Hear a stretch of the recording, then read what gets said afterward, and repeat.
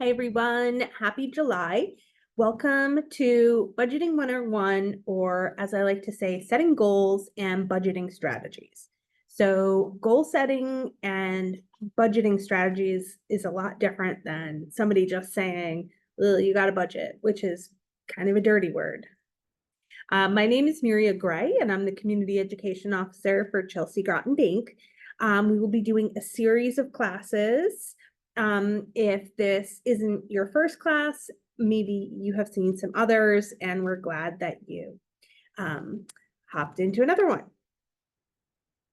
All right, so we're going to cover understanding cash flow, some goal setting, setting up the budget, how to cut spending, and then tracking your progress.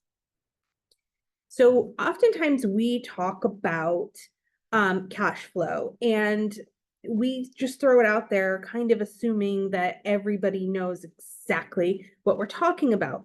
And I hate to assume those types of things because that's when you lose people, and people aren't really just understanding what you're trying to say. So cash flow is just understanding how your money is coming in and going out of your accounts. So it helps you better manage your finances. And it's basically exactly what a budget is. So if you know where your money's coming from and going to, you understand your cash flow.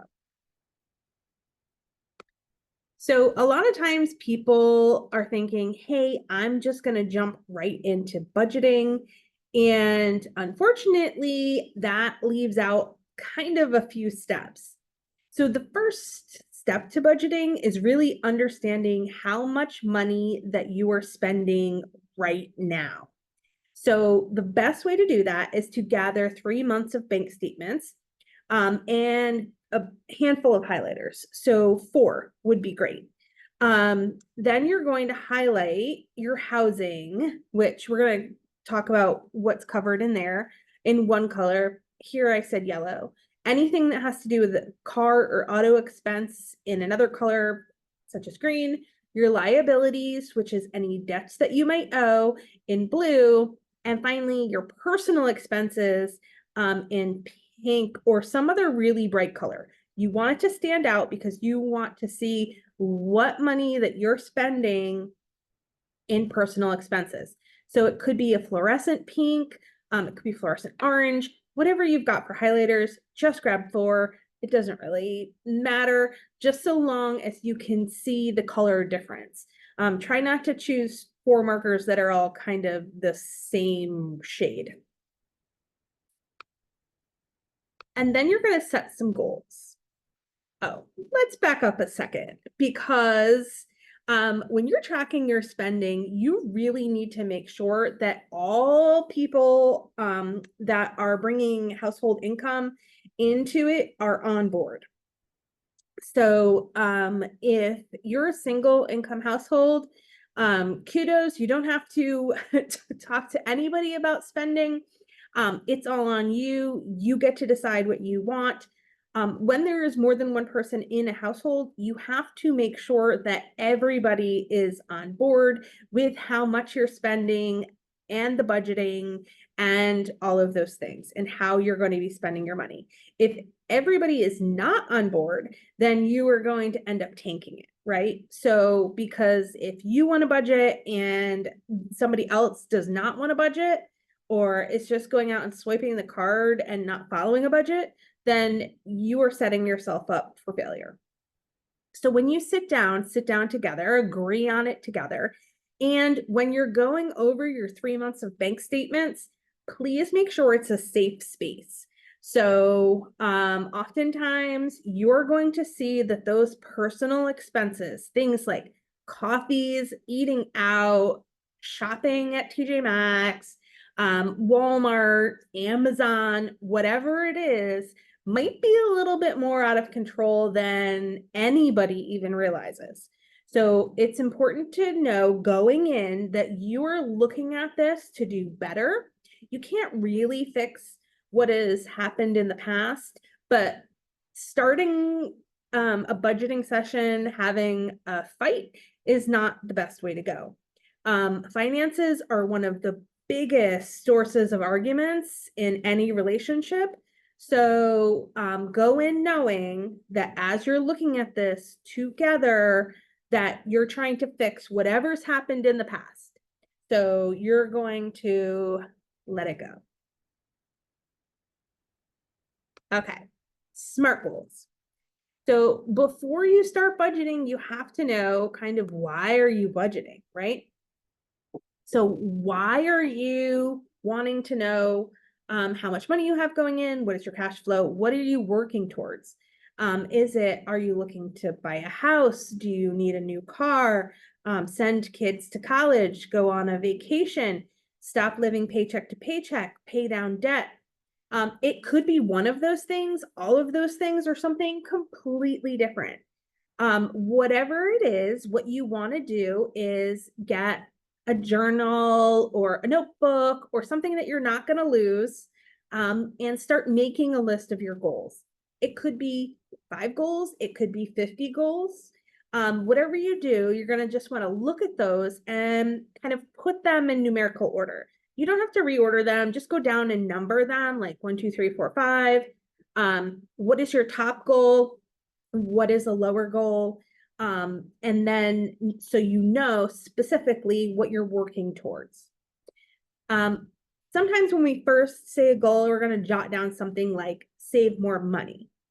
And that's a great goal. But what we want to do is make sure that we don't set ourselves up for failure, that we are going to set a SMART goal and it's going to be very specific. So we want to be able to plan effectively with our specific targets in mind. We want it to be measurable. We want to be able to track our progress. We want it to be attainable. Is it realistic? Is it something that we could even do with where we are right now? Is it relevant?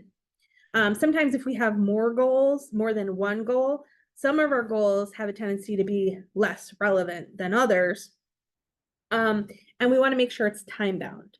So a good SMART goal for saving money would be, I want to put away $100 every month into my savings account. Okay. For some people, that might not be attainable. For some people, that might not be relevant. But if that is what our goal is, that's a good SMART goal. It's very specific. I am able to measure it. I know if I've hit $100. I know that it is once a month.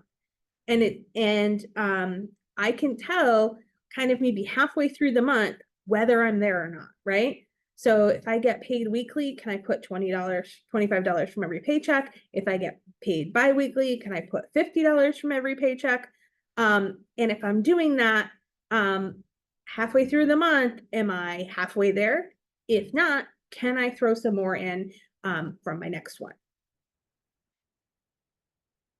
And the same would go for all, because if I just said I want to save money, if I put $1 in my savings account, then technically I've saved some money, probably not the intention of that goal. All right, so what is in your budget? You're going to make sure that you're being very realistic with yourself and your numbers. You first, don't look at the numbers in your 3 months of bank statements and say, all right, we're cutting, $75 a week off of our grocery budget.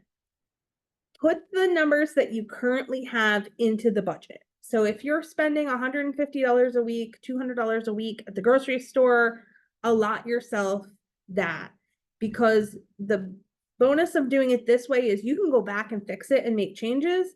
But what you don't want to do is make cuts like all at once that will end up setting yourself up for failure, right? Sometimes reaching a goal might take a little time. So maybe one of your goals is getting down to spending, $125 a month, a week on groceries. If you can spend $125 a month on groceries, please let me know where that goes.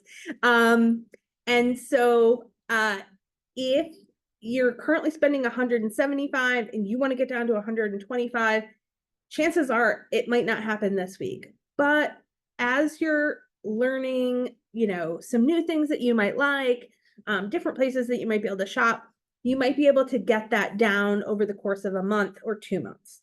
right? So it's something that you want to work towards, but don't set yourself up for failure, because if you chop $50 off of that right away, and then all of a sudden there's no money to really cut, that you have to spend that, then you've already kind of gone over on your budget a little bit, right? So set yourself up to be able to work it, make things as goals, like to cut some money out here or there. And then understand how you want to budget as a couple, right? If you're single and you don't have anybody to budget with, kudos, right? Because you don't have to have this conversation with anybody. If you do have to have the conversation with everybody and everybody is 100% on board right now, great, right? Sometimes it does not work out that way. So make sure that you come to some kind of a discussion. I am pretty sure that you guys have had some training in negotiation. So go ahead and maybe use those skills at home and get everybody on board with budgeting, right? So you're going to identify your income. So make sure you're using your net income. So that is your take-home pay after taxes and other expenses are removed. So like you wouldn't want to base your budget on your gross income, which is what everybody says you make before taxes, right? Because you don't actually get that money into your bank account. So you should not worry about it.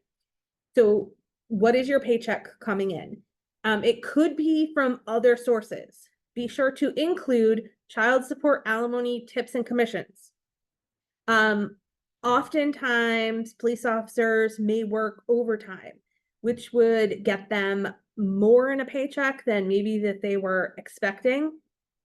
When you're thinking about what am I going to make, so July, right?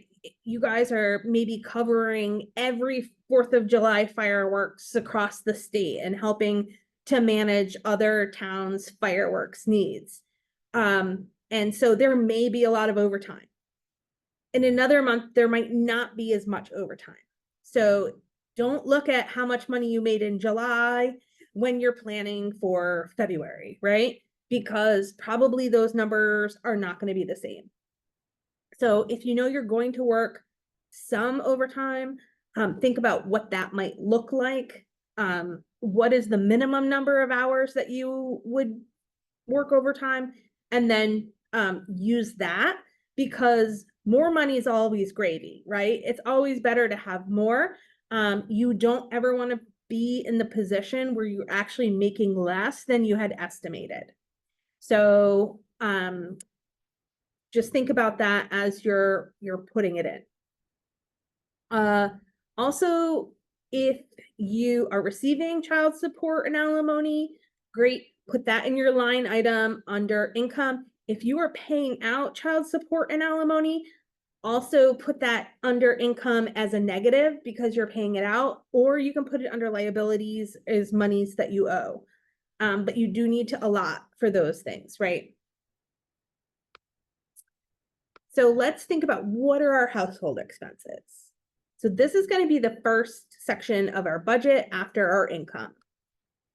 This is everything that applies to everybody in the household. So that's your rent or your mortgage, your cable or your Wi-Fi, your cell phone, your electric bill, groceries, and anything that's a bill for the entire household. This is kind of up to you as you're deciding for the household what that means. Could it be Netflix? Sure. Is it Disney Plus? If everybody likes to watch it. If only one person in the house is watching The Mandalorian and nobody else watches Disney Plus, then maybe that's a personal expense. But that is something that you would decide as a couple as you're putting this together. And then you're going to have a section that is automobile expenses. It's really important, and you'll see why in a couple of slides, for you to kind of break up these chunks, because it'll allow you to see where you are spending your money and make choices about whether you should really be spending that much money there or not.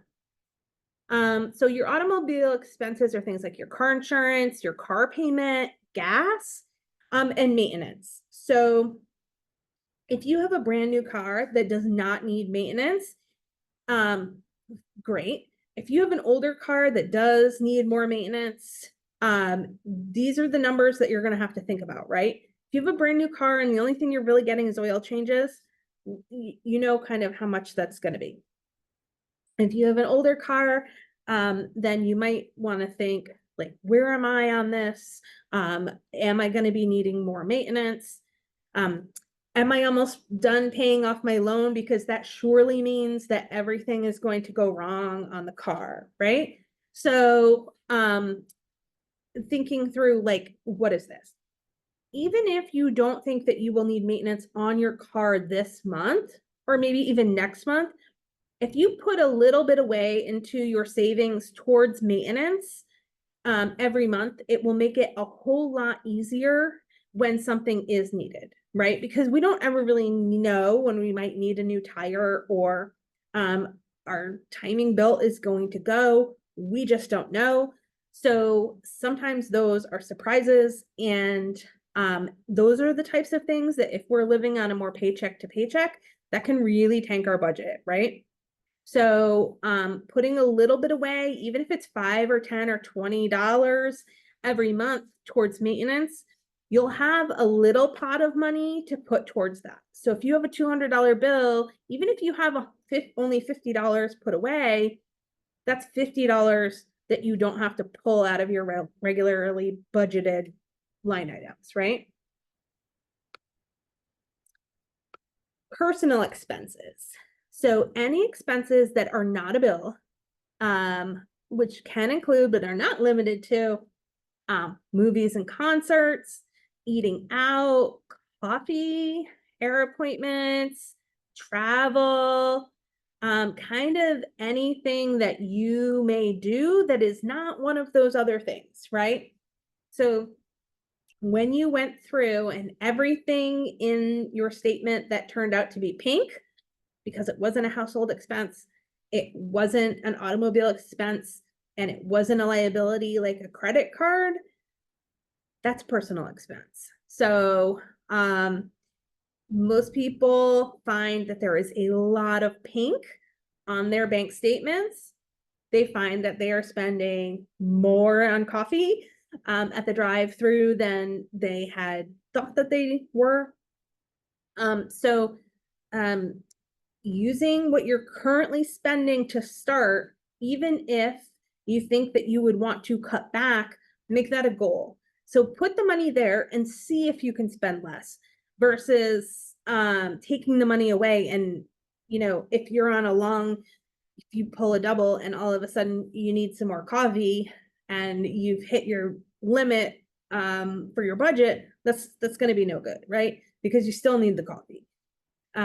Unless your spouse is going to bring you out a cup of coffee. But if you're pulling a double, likely they are not going to meet you at 2 a.m. to bring you a coffee. Liability. So this is the debt that you have, right? So this is your credit card bills, any medical debt, and your student loans. It does not include your mortgage because that was already under household expenses.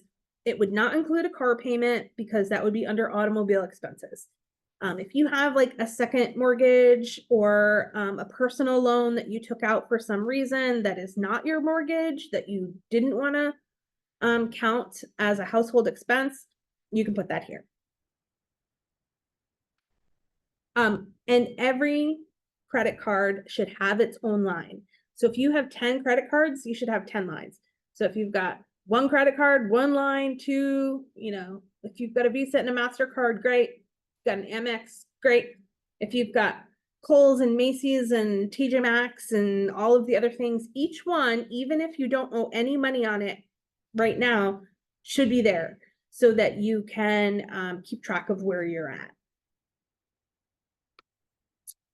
And then you're going to do a final tally.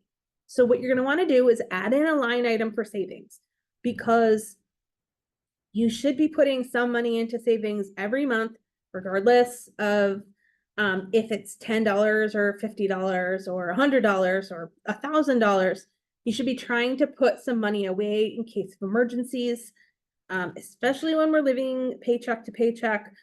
Any kind of an emergency can completely blow a person's budget and other activities for the month right out of the water. So be thinking through, can I put some money into savings? So then you're going to take your total income and you're going to subtract all of those expenses. Do not panic if you're in the negative, because you have used those numbers from your bank statements, right? So living paycheck to paycheck means that you are not, all of your expenses for 1 month are not covered by 1 month of paychecks. So usually what happens is that expenses at the end of the month are covered by the next paycheck from the next month, which really kind of means that all of our cash is kind of sliding all over the place, right? So we're not, here's our month, here's our money we have coming in this month, and these are our expenses for this month. If that's you, you are in good company. There are plenty of people out there that are exactly like you. But don't let it panic you. You can make that a goal to not be living paycheck to paycheck, to be able to cover all of your expenses in 1 month with 1 month's worth of paychecks, right? The thing that I would say is, like, I love a $0 budget, meaning at the end of your budget, when you're doing adding and subtracting, at the end you have zero, because every dollar should have a job, right? So if it's not going to household expenses, automobile expenses, personal expenses, or liabilities or savings, where is it going? All of those things are covered, right? So maybe you put more into savings. Maybe you go a lot more to personal expenses. Maybe you put more towards your liabilities, paying down your credit card debt and loans.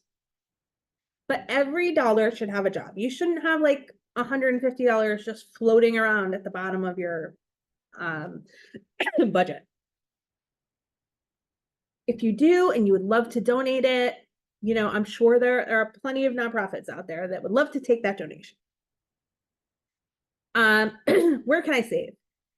So decide where you can make cuts in your weekly and monthly spending to meet your goals. So be mindful of those impulse purchases and review your spending habits. Like, you have to evaluate, and this might not happen all at once, right? Like, what are your spending triggers?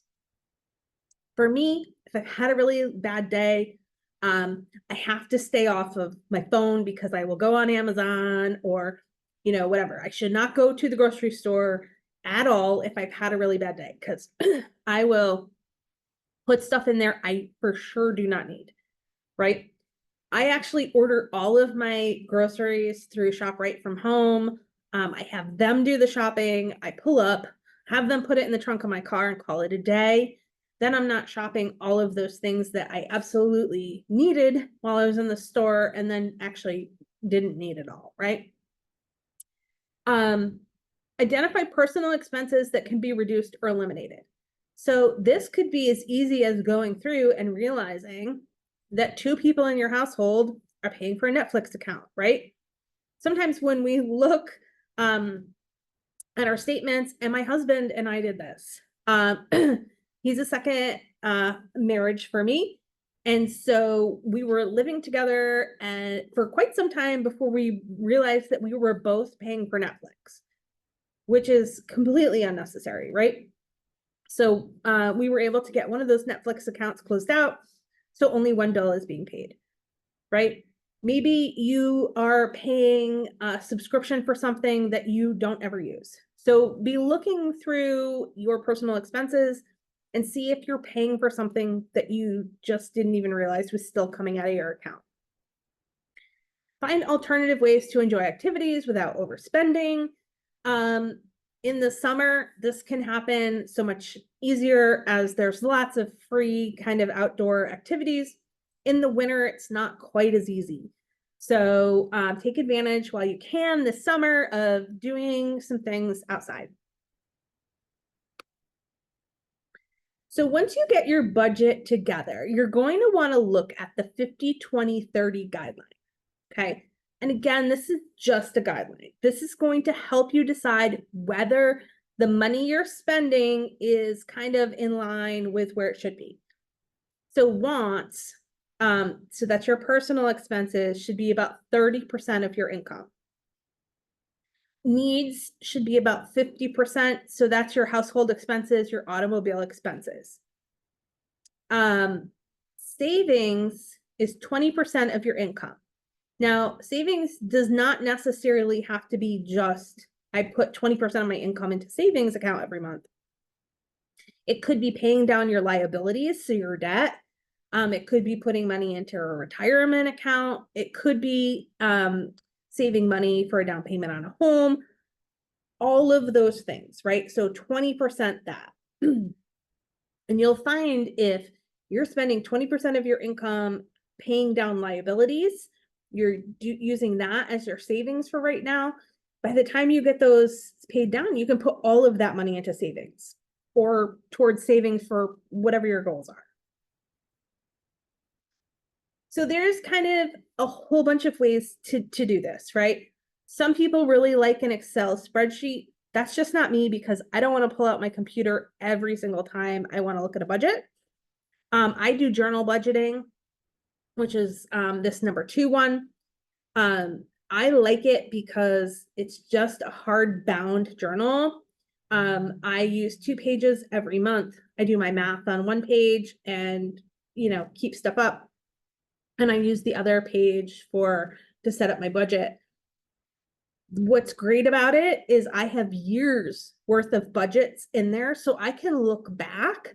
I could look back 2 years ago to see what I spent in any given month on my expenses. So because it's all in one place, right? Plus I'm a much more artsy kind of person. So I like the pen and paper.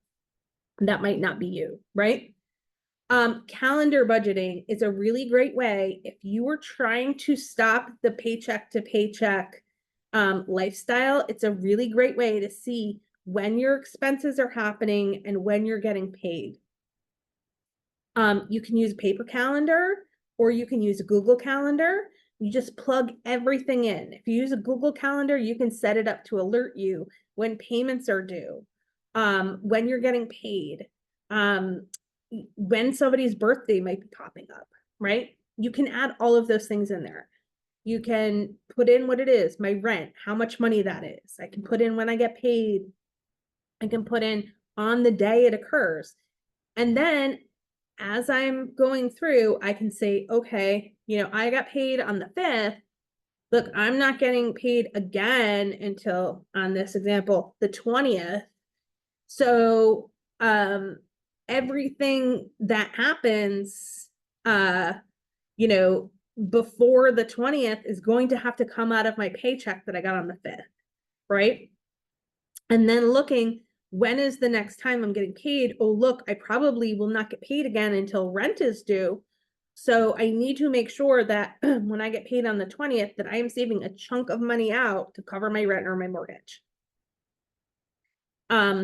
So it's a great place to make notes and things like that. People really like it.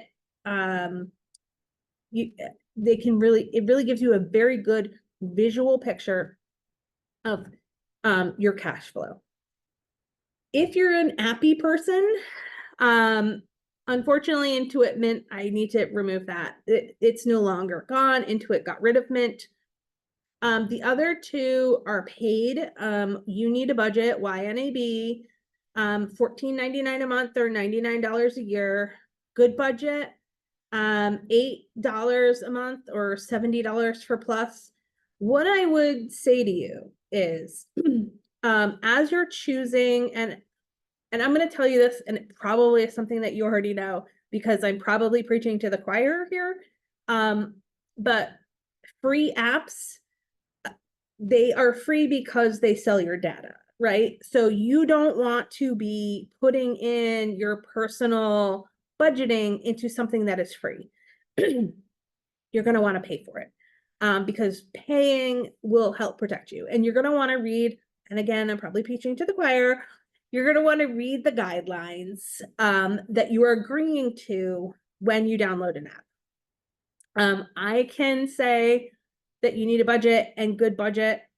Up until now, as of today, have been fairly secure and good apps to use. Intuit Mint was free. They're the makers of QuickBooks, and so it was a very reliable system. Unfortunately, they got rid of it. Your budget is a living, breathing document.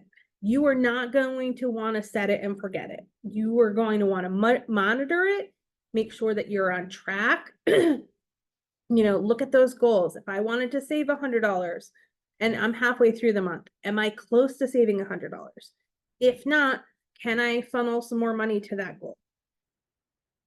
Reevaluate your goals quarterly, or if there's a change in income, whether you get more money or less money, right?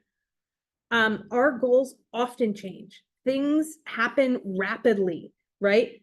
Maybe you find out that your spouse is pregnant, or that somebody wants to retire, or somebody is sick, or a child is going to join a travel sports team and it's going to be a little bit pricey. Reevaluating your goals to make sure that you're not working towards a goal that still isn't your number one goal, right? So you want to look at it once a quarter and just make sure that what you're working towards is still what you want to do. And then adjust your budget as needed to meet those financial goals, right? So if something changes, go back in and adjust the budget. If a spouse is pregnant, you might need more in groceries, right? You need a little bit of ice cream budget, more pickles, whatever it is. Maybe it's eating out more because, we're in our third trimester and nobody wants to cook, right? Where is our budget coming from?